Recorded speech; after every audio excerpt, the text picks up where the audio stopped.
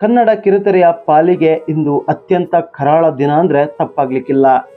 ಜನಪ್ರಿಯ ನಟ, ಯಶಸ್ವಿ ನಿರ್ದೇಶಕ ದಿಲೀಪ್ ರಾಜ್ ಅವರು ಇಂದು ನಮ್ಮನ್ನಗಲಿದ್ದಾರೆ. ಈ ಸುದ್ದಿ ಕೇಳಿ ಇಡೀ ಚಿತ್ರರಂಗ ಮತ್ತು ಅಭಿಮಾನಿಗಳ ಬಳಗ ದಿಗ್ಭ್ರಮೆಗೊಂಡಿದೆ.